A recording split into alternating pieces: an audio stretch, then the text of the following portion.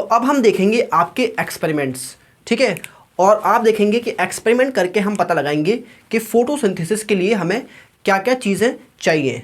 तो जब फोटोसिंथेसिस की डिस्कवरी हुई तो हम ये जानते थे कि प्लांट फोटोसिंथेसिस करके आपके ग्लूकोज बनाता है, और ग्लूकोज आपके स्टार्च की फॉर्म में स्टोर होता है प्लांट में, ठीक है। तो हम ये जानते थे कि आपके फोटोसिंथेसिस से आपके स्टार्च बनेगा, लेकिन ये नहीं जानते थे कि प्लांट किन चीज़ों का इस्तेमाल करता है फोटोसिंथेसिस करने के लिए, ठीक है।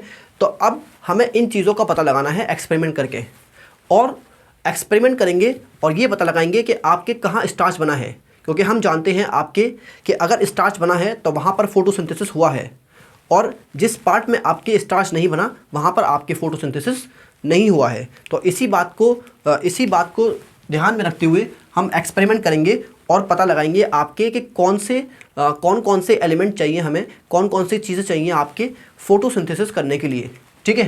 तो आप देखिए, सबसे पहले हम देखेंगे रोल ऑफ क्लोरोफिल। क्या हमें क्लोरोफिल चाहिए फोटोसिंथेसिस करने के लिए? तो role of chlorophyll in photosynthesis. तो पहला एक्सपेरिमेंट आप देखिए, role of chlorophyll in photosynthesis, ठीक है।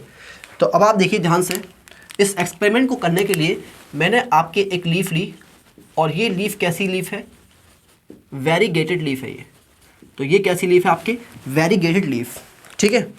और वेरीगेटेड लीफ क्या होती है? जिसमें आपके ग्रीन के अलावा दूसरे कलर्स भी होते हैं, ठीक है। जैसे आप देखिए मनी प्लांट के अंदर जो लीफ होती है वो आपके सेंटर से कैसी होती है? सेंटर से ग्रीन होती है, और उसकी जो पेरिफेरी है, जो उसके किनारे हैं, वो आपके येलो होते हैं। तो ऐसी लीफ को आप क्या बोलते हैं?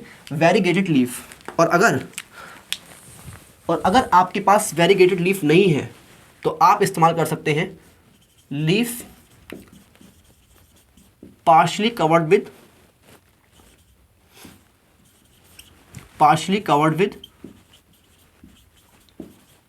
विद ब्लैक पेपर, ठीक है। तो आप लीफ को ब्लैक पेपर से कवर कर सकते हैं,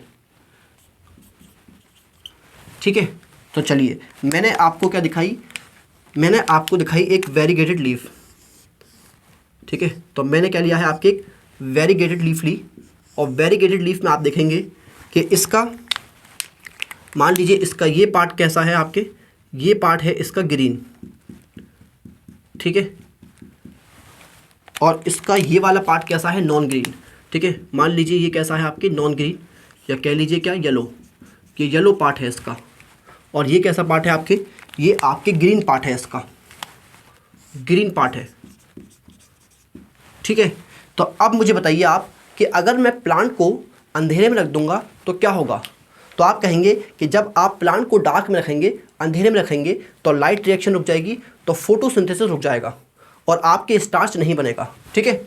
और आप जानते हैं कि प्लांट या कोई भी लिविंग ऑर्गेनिज्म हमेशा रेस्पिरेशन करता रहता है, और आपके रेस्पिरेशन में आप देखेंगे कि जब प्लांट यानी कि ये लीफ जब रेस्पिरेशन करेगी तो आपके स्टार्च सारा कंज्यूम कर लेगी, ठीक है। तो अब अगर मैं इसको डार्क में रख दूं 3 दिन के लिए, ठीक है। तो अगर मैं इसको 3 दिन के लिए डार्क में रख दूंगा तो इसका सारा स्टार्च कंज्यूम हो जाएगा, इस लीफ का सारा स्टार्च कंज्यूम हो जाएगा रेस्पिरेशन में, और स्टार्च बनेगा नहीं, क्योंकि ये डार्क में है, तो फोटोसिंथेसिस नहीं होगा, ठीक है। तो अब आप देखेंगे ऑल स्टार्च कंज्यूम्ड, ठीक है। तो ये आपके समझ में आ गया होगा। अब मैंने क्या किया? इस प्लांट को रख दिया कहाँ पर आपके? इस प्लांट को रख दिया मैंने कहाँ पर? इस प्लांट को मैंने कहाँ रख दिया? आपके सनलाइट में, ठीक है। तो मैंने इसको सनलाइट में रखा 6 घंटे के लिए, ठीक है। तो 6 घंटे के लिए मैंने इसको सनलाइट में रखा, और आप अभी जानते हैं कि फोटोसिंथेसिस कहाँ हुआ होगा? आपके फोटोसिंथेसिस आपके ग्रीन पार्ट में हुआ होगा, और नॉन ग्रीन पार्ट में या येलो पार्ट में आपके कोई फोटोसिंथेसिस नहीं हुआ होगा, ठीक है। तो जिस पार्ट में आपकी क्लोरोफिल है उस पार्ट में आपकी फोटोसिंथेसिस हुआ होगा। अब इस बात को पता करने के लिए आप देखिए करेंगे क्या? आप इसको तोड़ लेंगे।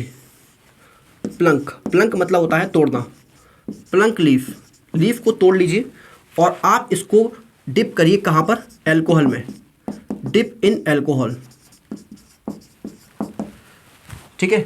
और एल्कोहल को प्लेस कर दीजिए किस में, और प्लेस कर दीजिए किस में, आपके placed in boiling water bath, boiling water bath में रख दीजिए।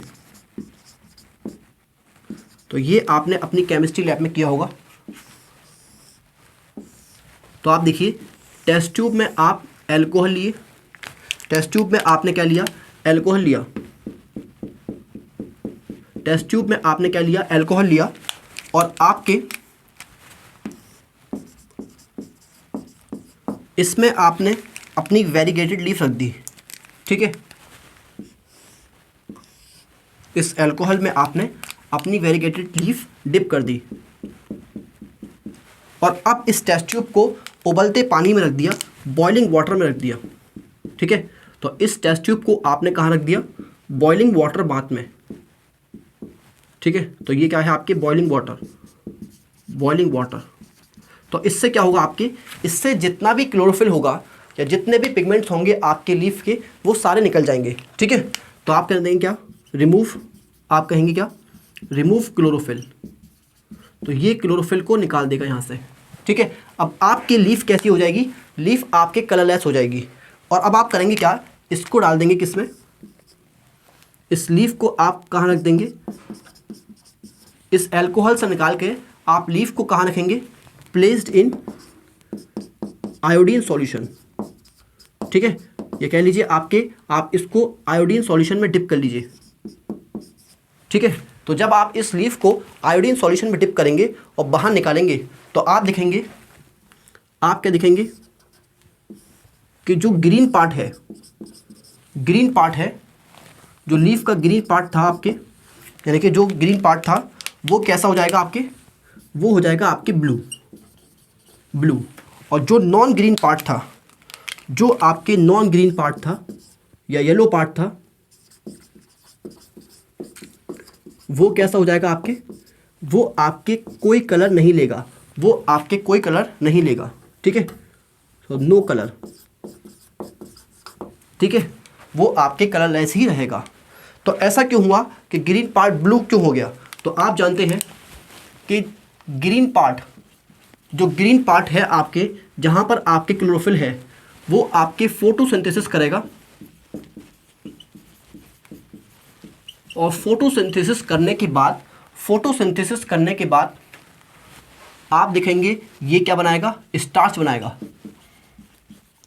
और जब आप इसको आयोडीन में डिप करते हैं, तो आप जानते हैं स्टार्च प्लस आयोडीन कैसा होता है आपके, ब्लू, ठीक है। तो स्टार्च प्लस आयोडीन क्या हो गया आपके, ब्लू, ओके। तो आप जानते हैं कि ग्रीन पार्ट जहाँ पर आपकी क्लोरोफिल है, सनलाइट में उसने फोटोसिंथेसिस किया और क्या बनाया है आपके, स्टार्च बनाया। और जब आपने इसको आयोडीन सॉल्यूशन में डिप किया, तो स्टार्च आयोडीन से मिल करके आपके ब्लू कलर दे दिया। और नॉन ग्रीन पार्ट, जहाँ पर आपके क्लोरोफिल नहीं है, वहाँ पे कोई फोटोसिंथेसिस नहीं हुआ होगा, तो इसकी वजह से वहाँ पे कोई स्टार्च नहीं बना होगा, और आयोडीन डालने से वहाँ पे कोई ब्लू कलर नहीं आया, ठीक है। तो ये आपकी समझ में आ गया होगा। तो आप समझ गए कि आपके जो फोटोसिंथेसिस होता है वो सिर्फ ग्रीन पार्ट में ही होता है। और क्यों होता है ग्रीन पार्ट में, क्योंकि ग्रीन पार्ट में आपके क्या होता है, क्लोरोफिल। तो क्लोरोफिल या ग्रीन पार्ट आपके इंपॉर्टेंट है फोटोसिंथेसिस के लिए। तो ये आपकी समझ में आ गया होगा, ठीक है। तो ये आपने देख लिया, इसको आप लिख लीजिए, ठीक है। तो अगर हम जल्दी से देखें कि इसमें क्या हुआ आपके, आपने क्या किया, एक वेरीगेटेड लीफ ली, वेरीगेटेड लीफ जिसमें आपके एक से ज़्यादा कलर होते हैं, यानी कि ग्रीन कलर के अलावा दूसरे कलर हो सकते हैं, येलो, वाइट, ठीक है। तो मैंने आपके एक ग्रीन पार्ट लिया इसमें और एक non green part, yellow part लिया, और फिर इसको रख दिया डार्क में। तो डार्क में रखने से इसका सारा स्टार्च कंज्यूम हो जाएगा। और अब मैंने इसको धूप में रखा, तो धूप में आप देखेंगे कि सिर्फ ये वाला पार्ट आपके फोटोसिंथेसिस करेगा और इतने हिस्से में आपकी स्टार्च बन जाएगा, ठीक है। तो जब आपने डार्क में रखा तो इसका सारा स्टार्च खत्म, और जब लाइट में रखा तो यहाँ पर आपके स्टार्च बन गया, और फिर जब आपने क्लोरोफिल निकाल करके इसका बॉइलिंग वाटर बाथ में एल्कोहल में रख के इसको इसका क्लोरोफिल निकाल दिया और फिर इसको आयोडीन में डाला, तो आयोडीन में आप जानते हैं कि जहाँ पर आपके स्टार्च बना होगा तो स्टार्च आयोडीन से मिलकर ब्लू कलर दिया, और जहाँ पर आपके नॉन ग्रीन पार्ट है, जहाँ पे कोई फोटोसिंथेसिस नहीं हुआ, तो वहाँ पे कोई स्टार्च नहीं बनेगा, और स्टार्च नहीं बनेगा तो आयोडीन से आपके कोई कलर नहीं आएगा। ठीक है, चलिए, तो ये आपके समझ में आ गया होगा। और अब हम देखेंगे आपके role of light in photosynthesis. ठीक है, तो पहले आपने क्या देखा? पहले आपने देखा role of chlorophyll in photosynthesis, और अब आप देखेंगे रोल ऑफ लाइट। क्या लाइट इंपॉर्टेंट है फोटोसिंथेसिस के लिए? तो ये हम देख लेंगे। ठीक है, role of light in photosynthesis.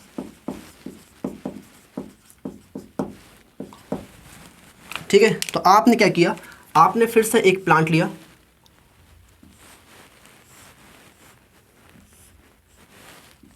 और इस प्लांट में अब जो लीफ ली है आपने, इस प्लांट में जो आपने लीफ ली है, उस लीफ को आपने क्या किया? उस लीफ को आपने क्या किया? उस लीफ को आपने क्या किया? आपने इसको ब्लैक पेपर से कवर कर दिया, ब्लैक पेपर से कवर कर दिया। ठीक है, तो ये आप लिखेंगे क्या?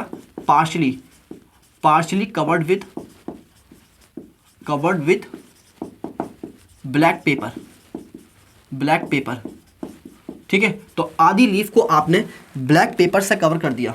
ठीक है, तो ये वाला पार्ट आपके ब्लैक पेपर से आपने कवर कर दिया, और ये वाला पार्ट आपके अभी एक्सपोज्ड है लाइट से। ठीक है, तो अब आपने क्या किया? पहले इस प्लांट को आपने रखा कहाँ पर? डार्क में। ठीक है, तो आप लिखेंगे क्या? Placed in dark for 3 days.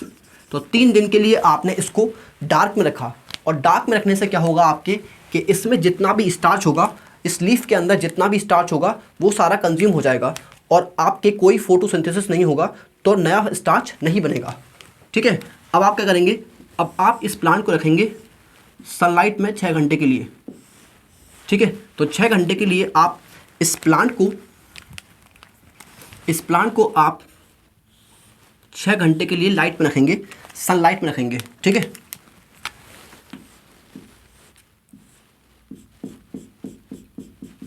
ठीक है, तो ये आपने सनलाइट दी कितनी देर के लिए? 6 आवर के लिए, और उसके बाद बिल्कुल वैसे ही करेंगे, इसको अल्कोहल में डिप करेंगे और आपके फिर बॉइलिंग वाटर बाथ में रख देंगे। ठीक है, तो पहले लीफ तोड़िए, प्लंक लीफ को तोड़ लीजिए, और फिर इसको रख दिए किसमें? Dip in alcohol and placed in boiling water bath. ठीक है, बॉइलिंग वाटर बाथ में रख देंगे, तो इससे क्या होगा? आपके क्लोरोफिल रिमूव हो जाएगा, ठीक है, तो अब लीफ हो जाएगी आपके क्या? कलरलेस। और उसके बाद आप क्या करेंगे? इसको रखेंगे किसमें? इसको डिप करेंगे किसमें? Dip in iodine solution. तो आयोडीन सॉल्यूशन में आप इसको डिप कर देंगे, और अब आप जानते हैं कि जो पार्ट आपके एक्सपोज होगा लाइट से, वहाँ पर आपके फोटोसिंथेसिस होगा, और फोटोसिंथेसिस आप कह सकते हैं क्या? एक्सपोज पार्ट में आपके क्या होगा? फोटोसिंथेसिस, और फोटोसिंथेसिस से आपके ग्लूकोज बनेगा जो स्टार्च की फॉर्म में स्टोर हो जाएगा। ठीक है, और फिर स्टार्च को जब आप आयोडीन में डिप करेंगे, यानी कि जब आप लीफ को आयोडीन में डिप करेंगे, तो जिस पार्ट में आपके स्टार्च बनेगा वो पार्ट कैसा हो जाएगा? आपके ब्लू हो जाएगा। ठीक है, तो आप देखेंगे यहाँ पर क्या होगा? जो पार्ट आपके एक्सपोज होगा वो आपके ब्लू आएगा, और जो पार्ट आपके कवर्ड था ब्लैक पेपर से, वो आपके कोई कलर नहीं शो करेगा। ठीक है, तो ये आपके समझ में आ गया होगा कि जो एक्सपोज पार्ट है आपके, वहाँ पर सनलाइट से फोटोसिंथेसिस हुआ और आपके क्या बना? स्टार्च। और जो कवर्ड पार्ट है वहाँ पे स्टार्च नहीं बना।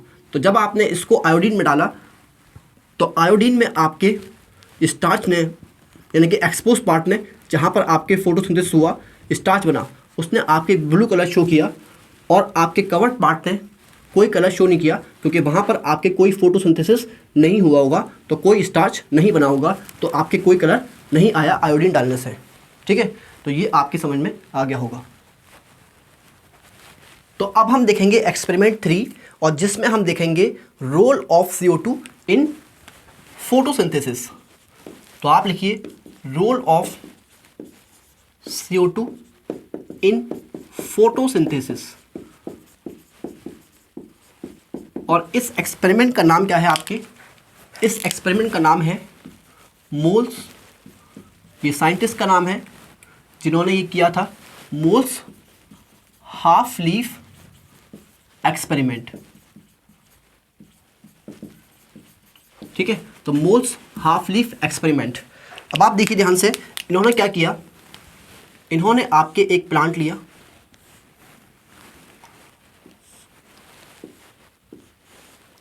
और इन्होंने क्या किया आपके,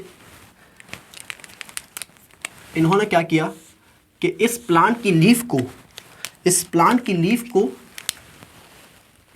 की लीफ को आपके एक टेस्ट ट्यूब में क्लोज कर लिया। इसकी आधी लीफ को, आपके हाफ लीफ को टेस्ट ट्यूब में क्लोज कर दिया। ठीक है, तो आपने क्या देखा कि मोल्स ने क्या किया आपके, कि प्लांट की लीफ को, आधी लीफ को इन्होंने इस टेस्ट ट्यूब में क्लोज कर दिया, और टेस्ट ट्यूब में इन्होंने क्या रख दिया, टेस्ट ट्यूब में इन्होंने रख दी कॉटन। ये क्या है आपके, कॉटन।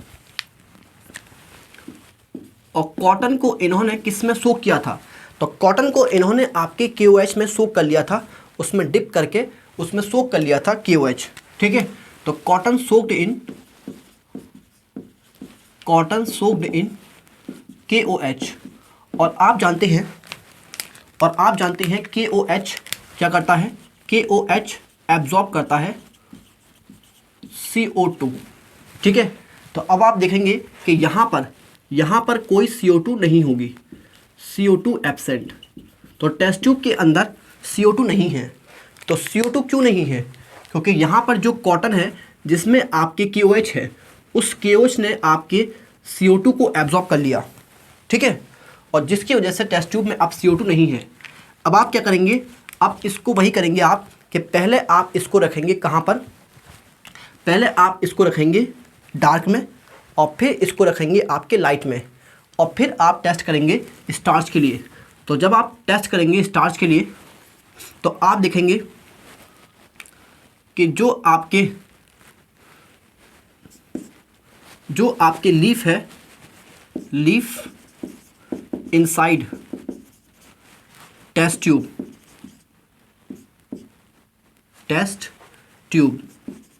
ठीक है, तो टेस्ट ट्यूब के अंदर जो लीफ है आपके, वहाँ पर CO2 नहीं है, जिसकी वजह से वहाँ पर आपके फोटोसिंथेसिस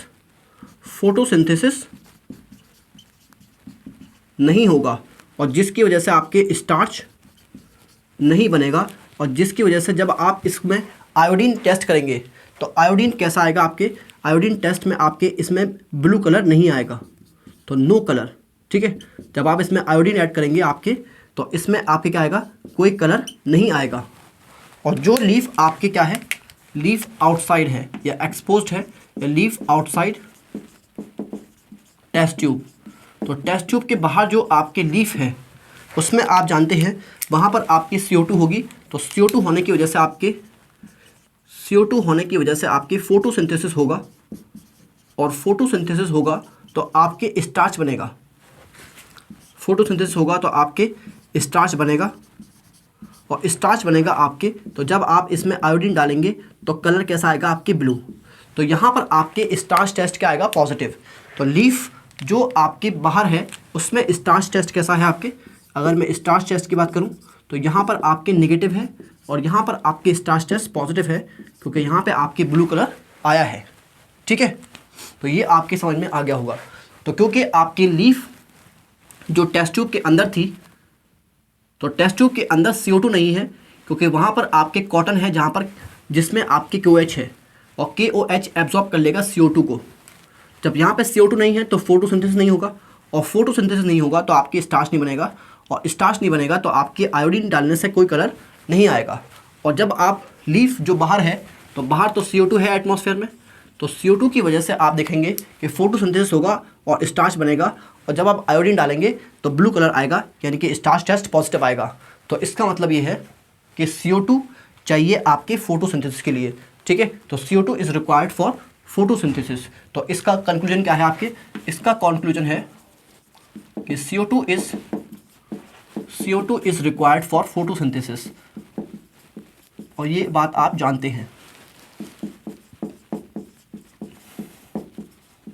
ठीक है। तो ये आपकी समझ में आ गया होगा, तो ये आपकी समझ में आ गया होगा, ठीक है। तो ये आप लिख लीजिए। तो अब हम बात करेंगे आपके जोसेफ प्रिस्ली के एक्सपेरिमेंट्स की, ठीक है। तो आप हेडिंग डालिए आपके जोसेफ प्रिस्ली, ठीक है। और ये दुनिया में आए थे आपके 1733 से 1804 तक, ठीक है। और इन्होंने आपके क्या किए, इन्होंने काफ़ी सारे एक्सपेरिमेंट्स किए। तो आप लिखेंगे सीरीज ऑफ एक्सपेरिमेंट्स परफॉर्म किए इन्होंने, सीरीज ऑफ एक्सपेरिमेंट्स, जिनको आप क्या बोलते हैं, बेल जार एक्सपेरिमेंट्स, ठीक है। तो बेल जार एक्सपेरिमेंट क्यों बोलते हैं, क्योंकि इन्होंने इसको बेल जार के अंदर किए थे, ठीक है। तो सीरीज ऑफ एक्सपेरिमेंट किए, और जिनको आप क्या बोलते हैं, बेल जार एक्सपेरिमेंट्स, ठीक है। तो अब आप देखिए इन्होंने ये एक्सपेरिमेंट करके क्या डिस्कवरी की। तो इन्होंने क्या डिस्कवर किया, तो इन्होंने डिस्कवर किया आपके role of air in growth of green plant. तो इन्होंने आपके बताया कि ग्रीन प्लांट्स को आपके एयर चाहिए ग्रो करने के लिए, ठीक है। तो इन्होंने डिस्कवरी की आपके किसकी, role of air in growth of green plant, यानी कि ग्रीन प्लांट की ग्रोथ के लिए आपके एयर ज़रूरी है, ठीक है। और ये डिस्कवरी की थी इन्होंने, ये डिस्कवरी की थी 1770 में। और इन्होंने आपके ऑक्सीजन की भी डिस्कवरी की थी, ऑक्सीजन की भी डिस्कवरी की थी कब, किताब में लिखा है आपके 1774 में, ठीक है। चलिए अब इनके एक्सपेरिमेंट देखते हैं हम। और एक्सपेरिमेंट में आप देखिए इन्होंने आपके 2 केस लिए। तो केस 1 में आप देखिए इन्होंने आपके एक बेल जार लिया, ठीक है, बेल जार, ओके। और बेल जार क्या है आपके, एक क्लोज्ड स्पेस है, यानी कि ना इसके अंदर हवा जा सकती बाहर, ना हवा बाहर से अंदर जा सकती, ना इसके अंदर से हवा बाहर जा सकती। तो ये आपकी एक क्लोज्ड स्पेस है, ये आपकी एक क्लोज्ड स्पेस है, ठीक है। और इसके अंदर इन्होंने रख दी आपके क्या, एक कैंडल। तो इसके अंदर इन्होंने रख दिया आपके एक कैंडल, ठीक है। और इसके अंदर इन्होंने एक छोड़ दी माइस, ठीक है। तो इसके अंदर इन्होंने एक माइस छोड़ दी, ठीक है। तो ये मान लीजिए आपके क्या है, ये आपके मान लीजिए माइस है, ठीक है। तो ये क्या है आपके माइस, और ये क्या है आपके कैंडल। तो ये क्या है आपके कैंडल, ओके। और इसके अंदर क्या होगी यहाँ पे, एयर। तो इन्होंने देखा कि थोड़ी देर बाद आपकी ये कैंडल बुझ गई और ये माइस आपकी सफोकेट कर गई, यानी कि इसका दम घुट गया और ये माइस आपकी मर गई, ठीक है। तो आपके लिखेंगे कि ये कैंडल एंड माइस, ये जो कैंडल थी और माइस थी, इन्होंने कहा कि कैंडल और माइस ने कुछ ना कुछ तो एयर के साथ किया ऐसा, जिसकी वजह से आपके एयर डैमेज हो गई, यानी कि एयर में से कुछ ऐसा निकाल लिया जिसकी वजह से आपकी एयर डैमेज हो गई। तो आप क्या लिखेंगे, कैंडल और माइस ने रिमूव किया आपके, रिमूव समथिंग फ्रॉम एयर, हवा में से कुछ ना कुछ निकाल लिया जिसकी वजह से आपके क्या हो गई, डैमेज हो गई आपके एयर, डैमेज द एयर, ठीक है। तो कैंडल और माइस ने हवा में से कुछ निकाला जिसकी वजह से आपके हवा डैमेज हो गई, और अब ये माइस आपके सफोकेट कर गई, ठीक है। ये माइस आपके क्या कर गई, सफोकेट कर गई, और आपके कैंडल भी आपके क्या कर गई, एक्सटिंग्विश, यानी कि कैंडल भी आपकी बुझ गई, ठीक है। माइस सफोकेट कर गई और सफोकेट करके मर गई और कैंडल आपकी बुझ गई, ठीक है। अब इन्होंने क्या किया आपके, केस 2 देखिए। अब आप केस 2 तो इसको मैं यहाँ लिख देता हूँ, तो इसको मैंने यहाँ लिख दिया, डैमेज द एयर, ठीक है। तो अब आप केस 2 देखिए। अब केस 2 में इन्होंने क्या किया आपके कि बेल जार के अंदर इन्होंने अब क्या किया, बेल जार के अंदर इन्होंने दोबारा से कैंडल रखी, और आपके ये क्या है आपके कैंडल, और इन्होंने क्या रखा इन्होंने ये माइस रखी,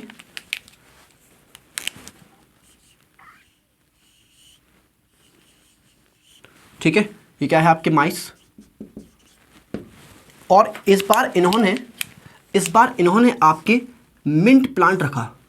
इस बार इन्होंने इसके साथ में मिंट प्लांट रखा, और मिंट प्लांट ही क्यों रखा, क्योंकि ये आपके कम लाइट में भी फोटोसिंथेसिस कर सकता है और ग्रो कर सकता है, ठीक है। तो ये क्या है आपके मिंट प्लांट, ठीक है। चलिए, अब इन्होंने क्या देखा आपके कि मिंट प्लांट रखने से आपके माइस भी जिंदा थी, माइस अलाइव, और कैंडल भी आपके जलती रही, कैंडल भी आपकी बुझी नहीं, स्टिल बर्निंग, ठीक है। क्या आप लिखेंगे, क्या, नॉट एक्सटिंग्विश, ठीक है।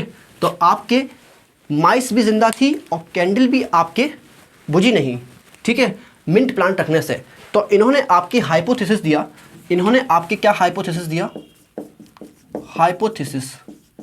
इन्होंने आपकी एक हाइपोथेसिस दिया। इन्होंने कहा आपके कि जो भी आपके माइस और कैंडल हवा में से निकाल के उसको डैमेज कर रहे हैं, मिंट प्लांट उसको रिस्टोर कर रहा है। मतलब जो ये निकाल रहे हैं वो मिंट प्लांट आपके वापस से डाल रहा है हवा में, ठीक है। तो आप क्या लिखेंगे, इन्होंने क्या कहा आपके, वॉट एवर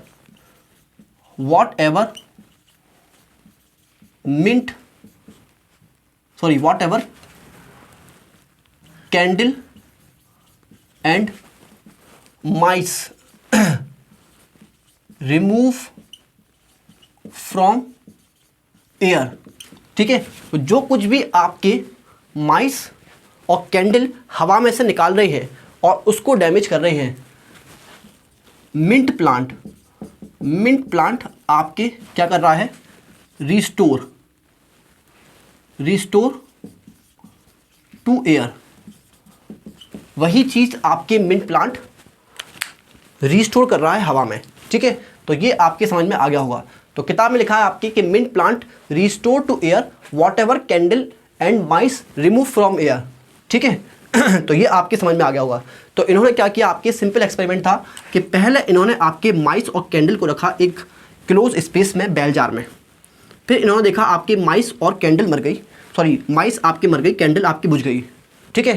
तो इन्होंने कहा आपके कि ये दोनों माइस और कैंडल हवा में से कुछ ना कुछ निकाल रहे हैं, और जिसकी वजह से हवा डैमेज हो रही है, और जिसकी वजह से माइस सफोकेट करके मर गई और कैंडल आपकी बुझ गई। फिर इन्होंने इसमें आपकी मिंट प्लांट रख दिया, और फिर इन्होंने देखा आपके कि कैंडल जल रही है और माइस भी आपकी ज़िंदा है। तो इन्होंने कहा आपके कि जो माइस और कैंडल हैं, कि जो कुछ भी आपके हवा में से निकाल रही हैं, वो मिंट प्लांट आपके हवा में ऐड कर रहा है, हवा में रिस्टोर कर रहा है, ठीक है। तो ये आपकी समझ में आ गया होगा। तो इस तरह से इन्होंने देखा आपके, इन्होंने इस तरह से आपके बताया कि हवा का रोल है आपके किस में, ग्रोथ ऑफ ग्रीन प्लांट में, ठीक है। चलिए, तो ये आपके समझ में आ गया होगा। तो एक सवाल है आपकी एनसीईआरटी में कि आप ये बताइए कि आप कैंडल को कैसे जलाएंगे जब ये बुझ जाएगी, जब ये आपके एक्सटिंग्विश कर जाएगी, तो आप इसको कैसे जलाएंगे बिना आपके सेटअप को डिस्टर्ब किए, क्योंकि ये आपके क्लोज्ड स्पेस है, ये बेल जार आपकी क्लोज्ड है, तो बेल जार को बिना डिस्टर्ब किए आप कैंडल को कैसे जलाएंगे? वहाँ लिखा है आपके रिकिंडल, और रिकिंडल मतलब होता है दोबारा से जलाना, ठीक है, लाइट अप करना, ठीक है। तो ये आपके समझ में आ गया होगा। तो ये कैसे जलाएंगे आप बताइए? तो देखिए एक तरीका क्या है कि आप जो मैग्नीफाइंग ग्लास होता है उससे आप सनलाइट फोकस कर दीजिए इस कैंडल के ऊपर, जो कैंडल का थ्रेड होता है उसके ऊपर आपके मैग्नीफाइंग ग्लास से सनलाइट को फोकस कर दीजिए और आपके वहाँ पर आग लग जाएगी, ठीक है। तो इस तरह से आप बिना डिस्टर्ब किए इस कैंडल को बंद कर सकते हैं, ठीक है। इस कैंडल को आप बंद कर सकते हैं बिना सेटअप को डिस्टर्ब किए, ठीक है। रिकिंडल मतलब क्या है? वहाँ पर दोबारा से जलाना, इग्नाइट करना, ठीक है। ये आपके समझ में आ गया होगा। चलिए, तो ये आप लिख लीजिए। तो अब आप बात करेंगे जैन इंजन हाउस की, ठीक है। तो आप देखिए जैन इंजन हाउस,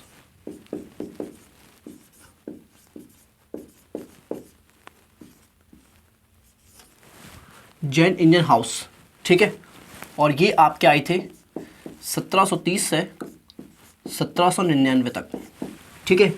तो देखिए जो आपके प्रिस्ले ने सेटअप इस्तेमाल किया था बेल जार का, जिसमें आपके उन्होंने बेल जार लिया था, माउस, बर्निंग कैंडल, ठीक है, ये सब लिया था, तो वैसा ही सेटअप प्रिस्ले ने भी इस्तेमाल किया, सॉरी इंजन हाउस ने भी इस्तेमाल किया, ठीक है। तो आप लिखेंगे क्या?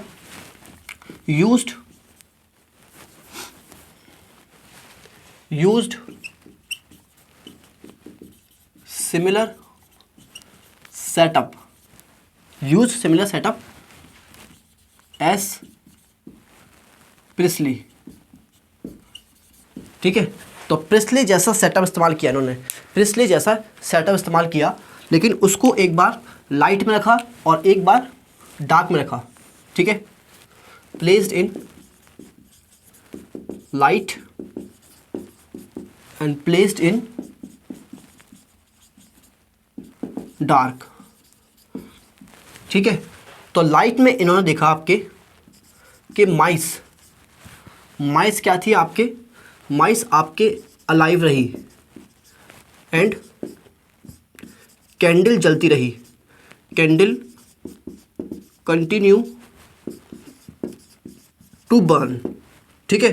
तो इसका मतलब ये है कि लाइट में आपके प्लांट ने एयर को प्यूरिफाई किया होगा, जो आपकी डैमेज कर दी थी या फाउल कर दी थी किसने? बर्निंग कैंडल और ब्रीदिंग माइस ने, ठीक है। तो आप देखेंगे क्या? Plant purify air that is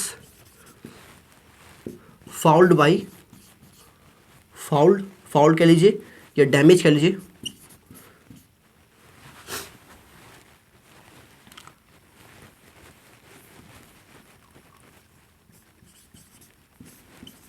damage bye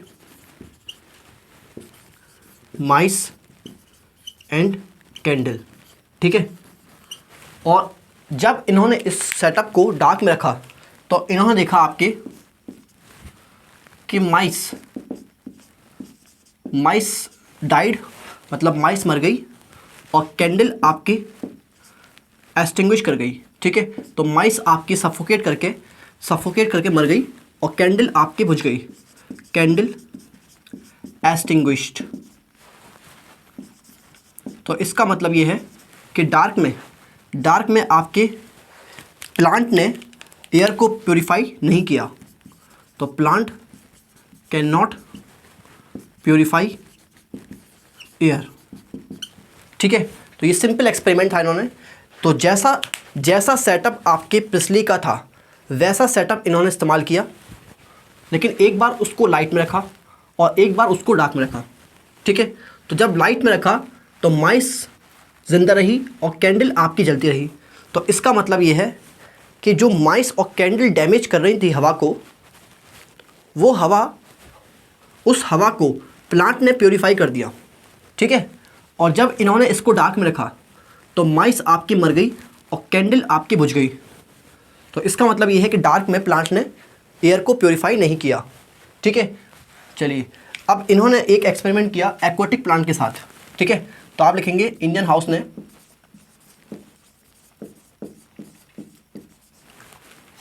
house ने आपके एक्सपेरिमेंट किया किसके साथ?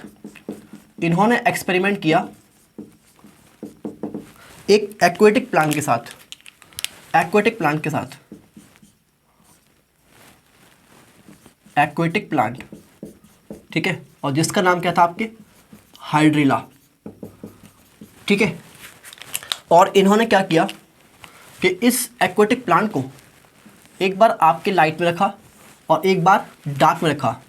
तो आप देखेंगे इन लाइट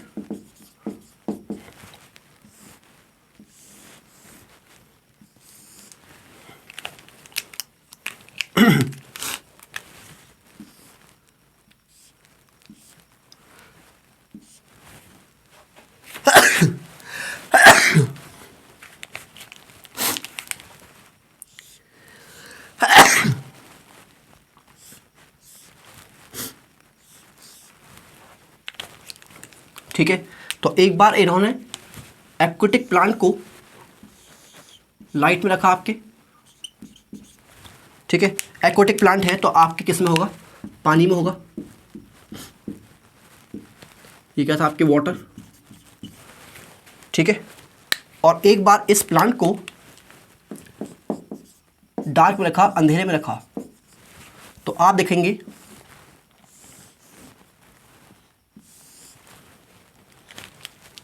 कि जब इसको डार्क में रखा, ध्यान से देखिए इसको,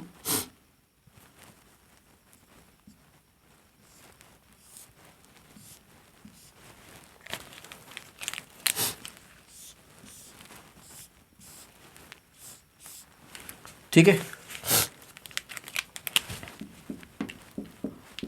तो देखिए तो इन्होंने आपके एक्वेटिक प्लांट के साथ एक्सपेरिमेंट किया और उस एक्वेटिक प्लांट को पहले लाइट में रखा। तो लाइट में इन्होंने क्या देखा आपके कि ग्रीन पार्ट पे आपके इनको ऑक्सीजन के बबल्स दिखे, ठीक है, ऑक्सीजन के बबल्स दिखे। ये पानी था आपके, और यहाँ पर जो ग्रीन पार्ट था प्लांट का यानी कि लीफ, उसके ऊपर इनको बबल्स दिखे ऑक्सीजन के, ठीक है। तो जब बाद में देखा इन्होंने तो वो ऑक्सीजन के बबल थे। तो ये क्या थे आपके? Oxygen bubble only on green part, सिर्फ प्लांट के ग्रीन पार्ट पर ही ऑक्सीजन बबल दिखे इनको बनते हुए, ठीक है। और डार्क में आपके कोई बबल नहीं दिखे इनको। तो इनका कॉन्क्लूजन क्या था आपके? इनका कॉन्क्लूजन क्या था आप देखिए। तो इन्होंने आपके कॉन्क्लूड किया कि यहाँ पर आपके कोई बबल नहीं है, नो बबल। तो इन्होंने कॉन्क्लूड किया कि ये जो आपके ऑक्सीजन बबल हैं ये सिर्फ आपके प्लांट के ग्रीन पार्ट में ही बनते हैं, ठीक है। ये आपके प्लांट का ग्रीन पार्ट ही रिलीज करता है। तो आप लिखेंगे क्या? Oxygen released only by green part of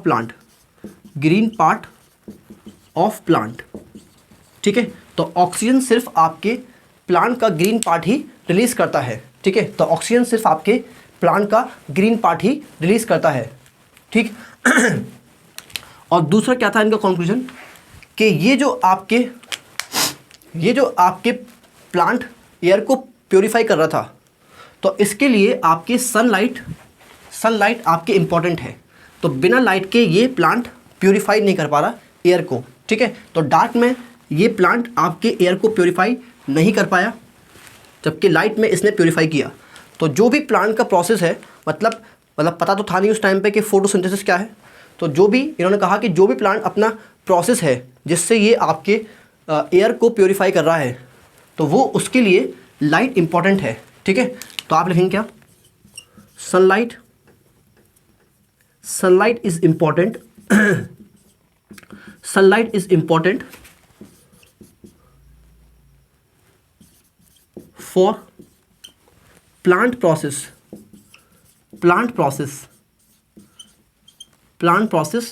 that purify air, ठीक है। तो इन्होंने कहा आपके कि प्लांट प्रोसेस यानी कि वो प्रोसेस जिससे प्लांट आपके एयर प्योरीफाई कर रहा है इस केस में, जिसकी वजह से आपकी कैंडल जिंदा है और आपकी अगर ये जो मोमबत्ती है आपके जल रही है। ठीक है, तो जो प्लांट का जो प्रोसेस है आपके, जिससे ये आपके एयर प्योरीफाई कर रहा है, उसके लिए सनलाइट इंपॉर्टेंट है। और ऑक्सीजन सिर्फ आपके ग्रीन पार्ट में ही निकल रही है। ठीक है लेकिन याद रखिएगा, ऑक्सीजन की डिस्कवरी आपके प्रिस्ले ने की है। ठीक है तो ऑक्सीजन की डिस्कवरी आपके प्रिस्ले ने की है। चलिए, तो ये आपने देख लिया इंडियन हाउस का एक्सपेरिमेंट्स। ठीक है, चलिए इसको लिख लीजिए आप लोग। तो अब बात करेंगे आपके जूलियस वॉन सैक की। तो आप हेडिंग डालिए जूलियस वॉन सैक। और जूलियस वॉन सैक ने बताया 1854 में कि ग्रीन सब्सटेंस इन प्लांट्स। तो प्लांट्स के अंदर जो ग्रीन सब्सटेंस होता है, जिसको आप क्लोरोफिल के नाम से जानते हैं आज, तो पहले तो पता नहीं था आपके क्लोरोफिल के बारे में। तो उस टाइम की बात है कि जूलियस वॉन सैक ने बताया कि ग्रीन सब्सटेंस प्लांट्स के अंदर, जिसको आज आप क्लोरोफिल के नाम से जानते हैं, ये स्पेशल बॉडीज़ में होता है। ठीक है, ये किस में होता है आपके? प्रेजेंट इन स्पेशल बॉडीज़, और जिसको आज आप क्लोरोप्लास्ट के नाम से जानते हैं। ठीक है, तो आप जानते हैं क्लोरोप्लास्ट में ही आपके क्लोरोफिल होता है। तो उस टाइम पे नहीं पता था, तो जूलियस वॉन सैक ने बताया पहली बार कि 1854 में कि ग्रीन सब्सटेंस जो होता है प्लांट में, वो आपके स्पेशल बॉडीज़ में होता है। ठीक है, और इसी स्पेशल बॉडी में आपके ग्लूकोज बनता है। इसी स्पेशल बॉडी में आपके ग्लूकोज बनता है, और ग्लूकोज कन्वर्ट होता है आपके स्टार्च में, और स्टार्च की फॉर्म में स्टोर होता है प्लांट्स के अंदर। ठीक है, तो आप लिखेंगे क्या आपके स्टोर्ड एज स्टार्च। ठीक है, और एंगलमैन का एक्सपेरिमेंट हम ऑलरेडी पढ़ चुके हैं, तो मैं आपको एंगलमैन का एक्सपेरिमेंट की बात, कॉर्नेलियस वैन नील का एक्सपेरिमेंट है वो पढ़ाऊँगा। इससे पहले आप देख लीजिए एनसीईआरटी में 2-3 लाइन दे रखी हैं, और वहाँ लिखा है आपके कि by mid 19th century, by mid 19th century, तो मिड 19th सेंचुरी तक हम ये जान चुके थे कि फोटोसिंथेसिस के की फीचर्स क्या हैं। की फीचर्स ऑफ फोटोसिंथेसिस के हम की फीचर्स जान गए थे। और देखिए क्या की फीचर्स है। तो एनसीईआरटी लिखती है आपके कि मिड 19th सेंचुरी तक हम फोटोसिंथेसिस के की फीचर्स जान गए थे। और की फीचर्स क्या थे आपके, कि प्लांट्स आपके लाइट एनर्जी इस्तेमाल करते हैं,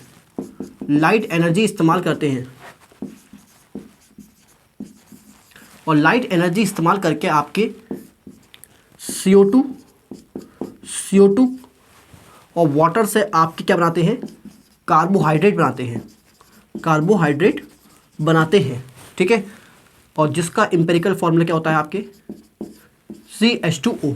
ठीक है, तो ये आपके रिएक्शन 19th सेंचुरी तक हम लोग जान गए थे। ठीक है, तो एनसीईआरटी लिखती है कि मिड 19th सेंचुरी तक की फीचर हम जान चुके थे। और की फीचर क्या थे कि प्लांट आपके लाइट एनर्जी इस्तेमाल करते हैं CO2 और वाटर से आपके कार्बोहाइड्रेट बनाने के लिए। ठीक है, चलिए तो ये लिख लीजिए। इसके बाद हम कॉर्नेलियस वैन नील का एक्सपेरिमेंट पढ़ेंगे। ठीक है, तो अब हम पढ़ेंगे आपके कॉर्नेलियस वैन नील के बारे में। और कॉर्नेलियस वैन नील के एक्सपेरिमेंट के बारे में पढ़ने से पहले हम पढ़ेंगे आपके फोटोसिंथेसिस के आपके टाइप होते हैं। ठीक है, आप देखेंगे फोटोसिंथेसिस 2 टाइप के होते हैं। फोटोसिंथेसिस भी आपके 2 टाइप के होते हैं। ठीक, तो इसको समझिए पहले कि फोटोसिंथेसिस आपके 2 टाइप के होते हैं। एक होता है आपके ऑक्सीजेनिक, और एक होता है आपके एनऑक्सीजेनिक। ठीक है, और आप जानते हैं फोटोसिंथेसिस में जब आपकी लाइट रिएक्शन होगी, लाइट रिएक्शन, तो लाइट रिएक्शन में आपके वाटर स्प्लिट करेगा, ठीक है। और वाटर के मान लीजिए 2 मॉलिक्यूल स्प्लिट किए, तो जब इसके 2 मॉलिक्यूल स्प्लिट करते हैं तो आप जानते हैं कि 4 प्रोटॉन और 4 इलेक्ट्रॉन और आपके एक ऑक्सीजन मॉलिक्यूल रिलीज होगा, ठीक है। और 4 प्रोटॉन और 4 इलेक्ट्रॉन की जगह मैं लिख सकता हूँ आपके 4 हाइड्रोजन, ठीक है। और ये हाइड्रोजन आपके NADP+ एक्सेप्ट कर लेता है और वो कन्वर्ट हो जाएगा किसके अंदर, NADPH के अंदर, ठीक है। और अब ये NADPH आपके CO2 को रिड्यूस करने काम आएगा कहाँ पे, डार्क रिएक्शन में, और CO2 को रिड्यूस कर देगा किस में, आपके कार्बोहाइड्रेट में, या कह लीजिए आपके ग्लूकोज में, ठीक है। तो आप कह सकते हैं कि डार्क रिएक्शन में ये हाइड्रोजन किस काम आएंगे आपके, ये हाइड्रोजन आपके CO2 को रिड्यूस करने का काम आएंगे, ठीक है। तो ये आपके CO2 को रिड्यूस करने के काम आएंगे ये हाइड्रोजन्स, और इसको रिड्यूस कर देंगे किसके अंदर, ये इसको रिड्यूस कर देंगे किसके अंदर, कार्बोहाइड्रेट के अंदर, ठीक है। और कार्बोहाइड्रेट आप जानते हैं कि ग्लूकोज, और फिर आपके ग्लूकोज से क्या बन जाएगा, सुक्रोज या स्टार्च, ठीक है। तो ये आप देख लेंगे, ठीक है। तो ये आपने देख लिया। तो इसका मतलब ये है कि आपके यहाँ पर वाटर क्या हुआ, ऑक्सीडाइज हुआ, ठीक है। वाटर क्या हुआ आपके यहाँ पे, ऑक्सीडाइज हुआ, ऑक्सीडाइज्ड, ठीक है। और वाटर के ऑक्सीडेशन से जो आपके हाइड्रोजन निकले, वो हाइड्रोजन आपके CO2 को रिड्यूस करने के काम आएंगे। तो फाइनल रिएक्शन में लिख सकता हूं आपके,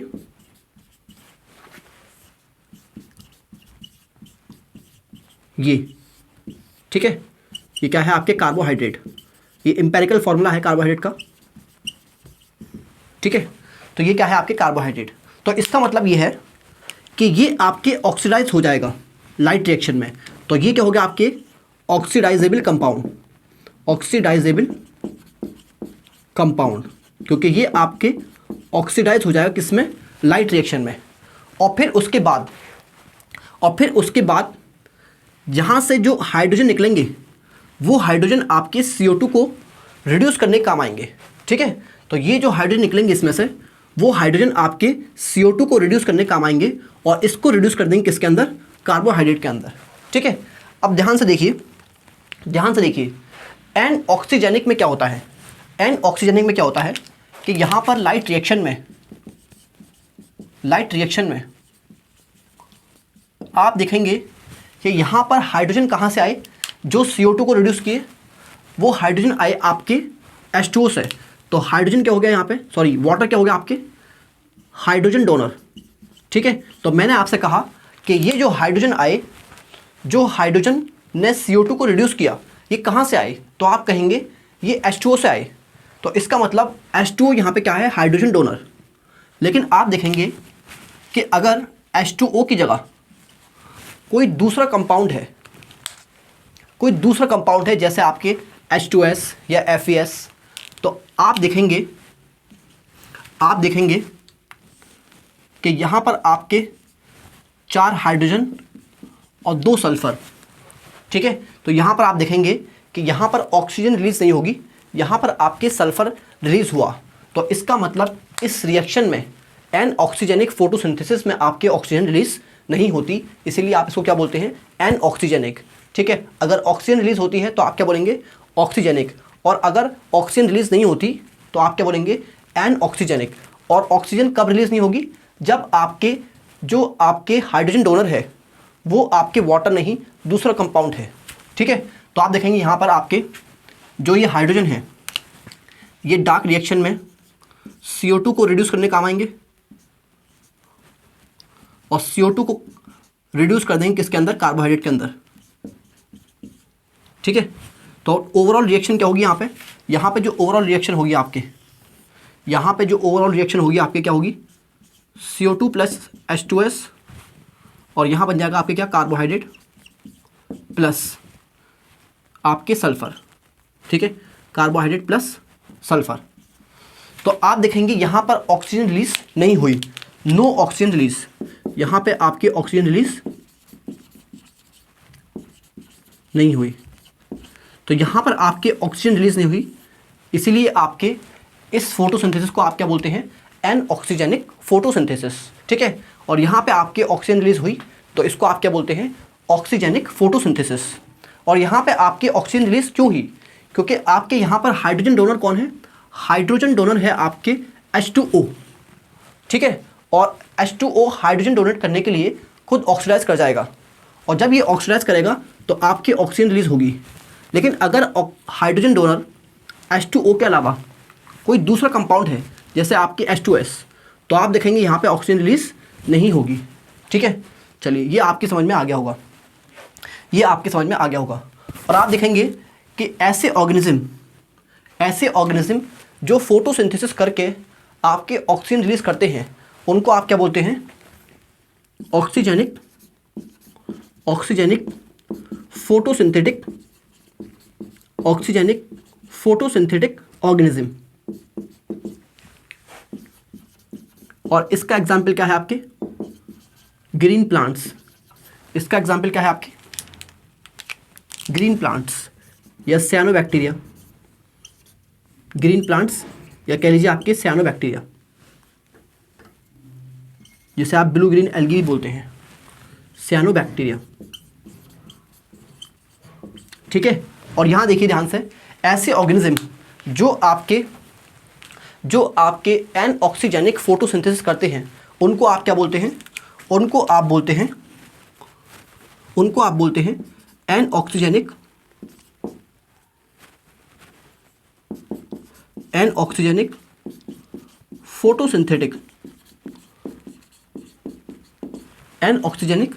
फोटोसिंथेटिक ऑर्गेनिज्म, ठीक है। और इसका एग्जाम्पल क्या है आपके, इसका एग्जाम्पल है आपके पर्पल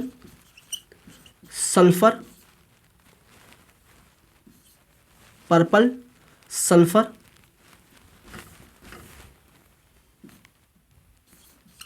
बैक्टीरिया, या आप कह लीजिए क्या, ग्रीन सल्फर बैक्टीरिया,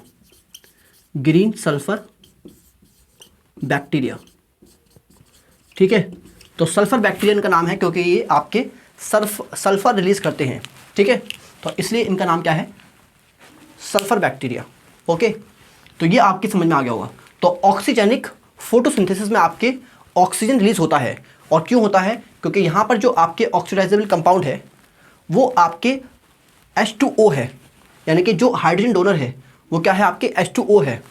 और यहाँ पर आपके जो हाइड्रोजन डोनर है वो आपके H2O नहीं है, वो आपके दूसरे कंपाउंड है, जैसे आपके H2S, ठीक है। इसलिए यहाँ पर आप देखेंगे कि यहाँ पर ऑक्सीजन रिलीज हुआ और यहाँ पे ऑक्सीजन रिलीज नहीं हुआ, ठीक है। चलिए, अब बात करेंगे आपके कॉर्नेलियस वैन नील की। तो कॉर्नेलियस वैन नील के बारे में देखते हैं अब।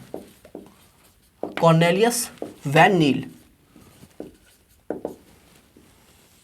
ठीक है।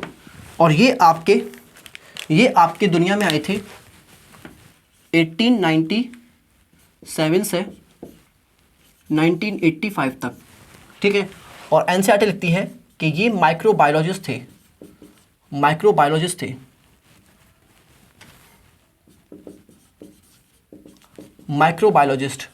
और माइक्रोबायोलॉजिस्ट क्या होते हैं आपके, माइक्रोबायोलॉजिस्ट वो होते हैं जो आपके माइक्रोब्स पर स्टडी करते हैं, जैसे आपके बैक्टीरिया, फंगी या वायरसेस, इन पर स्टडी करते हैं आपके माइक्रोबायोलॉजिस्ट, ठीक है।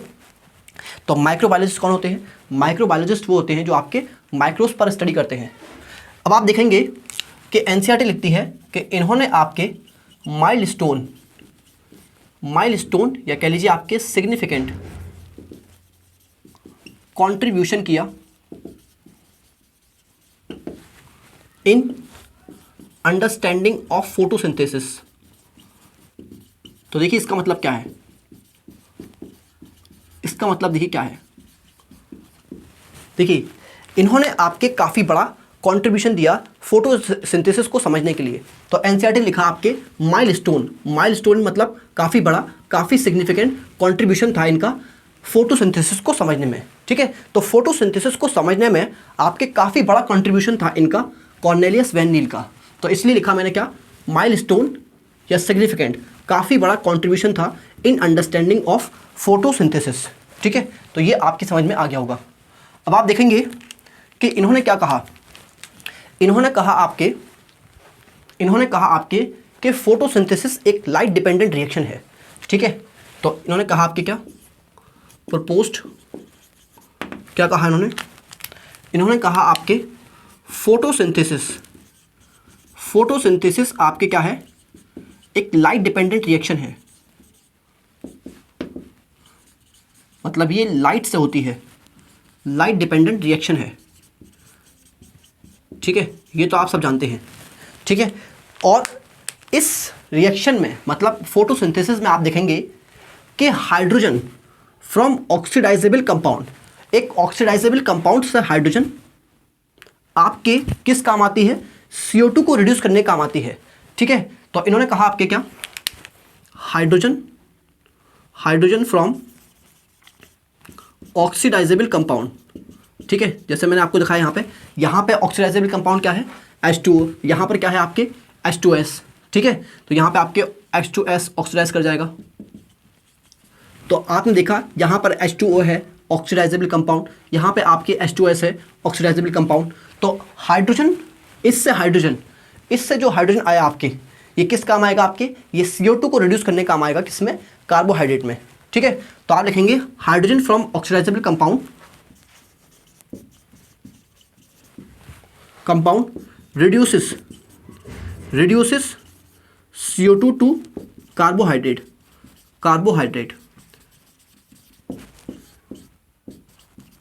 ठीक है, तो ये इन्होंने बताया अपने एक्सपेरिमेंट्स के करने के बाद। ठीक है, अपने एक्सपेरिमेंट परफॉर्म करने के बाद इन्होंने बताया कि जो हाइड्रोजन है आपके, वो आपके ऑक्सीडाइजेबल कंपाउंड से, एक ऑक्सीडाइजेबल कंपाउंड से आता है, और वो किस काम आता है आपके, वो आपके CO2 को रिड्यूस करने के काम आता है, किसमें, आपके कार्बोहाइड्रेट में।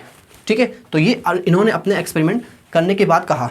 ठीक है, और इन्होंने अपने एक्सपेरिमेंट कहाँ से किए, ठीक है, किस पर किए, मतलब है ना, अपने एक्सपेरिमेंट में किसका इस्तेमाल किया इन्होंने, तो इन्होंने आपके इस्तेमाल किया आपके क्या, यूजेस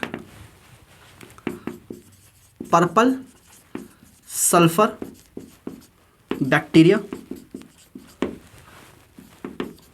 और ग्रीन सल्फर बैक्टीरिया। तो इन्होंने अपने एक्सपेरिमेंट में पर्पल सल्फर बैक्टीरिया और ग्रीन सल्फर बैक्टीरिया का इस्तेमाल किया। ठीक है, पर्पल सल्फर बैक्टीरिया और ग्रीन सल्फर बैक्टीरिया का इस्तेमाल किया, जो कि आपके क्या होते हैं, एन ऑक्सीजेनिक फोटोसिंथेटिक ऑर्गेनिज्म होते हैं। ठीक है, और इन्होंने आपके ओवरऑल रिएक्शन दी इस तरह से कुछ। ठीक है, तो आप देखेंगे यहाँ पर आपके कि यहाँ पर आपके ऑक्सीजन रिलीज नहीं हुआ, सल्फर रिलीज हुआ। और सल्फर रिलीज क्यों हुआ, क्योंकि यहाँ पर जो हाइड्रोजन डोनर है, जो ऑक्सीडाइजेबल कंपाउंड है, वो आपके H2S है। ठीक है, अगर H2O होगा तो आपके क्या रिलीज होगा, यहाँ पे ऑक्सीजन, और जब आपके H2O नहीं होगा, H2S होगा, तो आपके क्या रिलीज होगा, S। तो इसका मतलब ये है, इन्होंने कहा फाइनली कि ऑक्सीजन कम फ्रॉम वाटर। इन्होंने कहा जो प्लांट आपके ऑक्सीजन रिलीज करते हैं, वो ऑक्सीजन आपके कहाँ से आती है, वाटर से आती है, ना कि आपके CO2 से आती है। ठीक है, तो oxygen come from water, not from CO2। ठीक है, तो ये इन्होंने अपने एक्सपेरिमेंट के बाद बताया, नॉट फ्रॉम CO2। ठीक है, तो ये आपके समझ में आ गया होगा। तो इन्होंने देखा आपके ग्रीन प्लांट आपके ऑक्सीजन रिलीज करते हैं, और ये बैक्टीरिया आपके ऑक्सीजन रिलीज नहीं करते। क्यों, क्योंकि इनके अंदर आपके जो हाइड्रोजन डोनर है, जो ऑक्सीडाइजेबल कंपाउंड है, वो आपके H2S है, और जब ये H2S ऑक्सीडाइज होगा तो आपके सल्फर रिलीज होगी। ठीक है, ना कि ऑक्सीजन। तो इसका मतलब ये है कि ये जो ऑक्सीजन है, ये जो आपके ऑक्सीजन आ रही है ग्रीन प्लांट्स के अंदर, ये आपके वाटर से आ रही है, ना कि आपके किससे आ रही, ना कि आपके CO2 से आ रही। ठीक है, तो ये इन्होंने अपने एक्सपेरिमेंट बताया, तो ये आपके समझ में आ गया होगा। ठीक है, चलिए ये आप लिख लीजिए यहाँ तक। तो अब आप देखिए कि ये जो इन्होंने बात कही, आपके कॉर्नेलियस वैन नील ने कहा कि ऑक्सीजन आपके वाटर से आता है, CO2 से नहीं आता। तो ये बात आपके दो साइंटिस्ट थे रूबेन एंड कमेन, इन्होंने आपके ऑक्सीजन का रेडियो आइसोटोप इस्तेमाल करके इस बात को प्रूव भी किया था। ठीक है, तो आप इसको देख लीजिए ध्यान से। यहाँ मैं मिटाता हूँ इसको।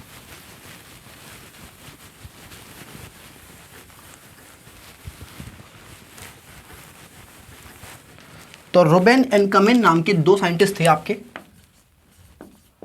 Reuben and कमेन। इन्होंने आपके क्या किया था, CO2 प्लस H2O, और ये ऑक्सीजन आपके नॉर्मल ऑक्सीजन नहीं था, ये ऑक्सीजन आपके रेडियो एक्टिव आइसोटोप था ऑक्सीजन का, जिसका एटॉमिक मास 18 था। ठीक है, और इन्होंने देखा कि जो प्रोडक्ट है आपके कार्बोहाइड्रेट और ऑक्सीजन, तो अगर ऑक्सीजन CO2 से आती तो ये ऑक्सीजन आपके रेडियो एक्टिव नहीं होती, लेकिन क्योंकि ये आपके वाटर से आई है इसीलिए ऑक्सीजन कैसी थी, आपके रेडियो एक्टिव थी। ठीक है, तो ये आपके समझ में आ गया होगा। और अब आप मुझे बता सकते हैं इस सवाल का जवाब।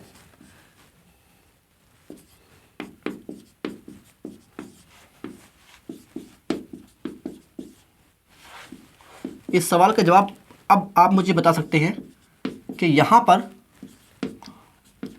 पर मैंने आपके 12H2O क्यों लिया। मैं अगर यहाँ पे 6H2O लेता और यहाँ पे आपके H2O हटा दूँ तो क्या प्रॉब्लम है, मैंने यहाँ पे 12H2O क्यों लिया। तो आप आंसर जानते हैं कि जितने भी आपके ऑक्सीजन हैं, यानी कि आपके कितने ऑक्सीजन एटम हैं, ये 12 ऑक्सीजन एटम हैं। तो ये 12 ऑक्सीजन कहाँ से आए हैं, आपके वाटर से आए हैं। ठीक है, तो इसलिए आपको यहाँ पे 12 वाटर के अंदर आपको 12 ऑक्सीजन के एटम लेने पड़ेंगे।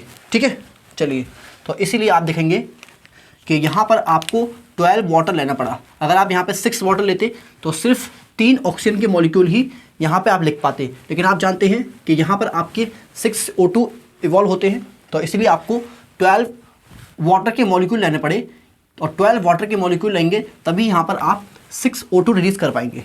ठीक है, तो इसका आंसर लिख सकते हैं आप कि वाई, क्वेश्चन क्या है, Y 12H2O is used as substrate. तो यहाँ पे आप देखेंगे सबस्ट्रेट में 12 CO2 क्यों इस्तेमाल किए गए, तो आंसर क्या होगा आपके कि oxygen comes from water not CO2। ठीक है, नॉट CO2। तो ये आपके समझ में आ गया होगा, ठीक है।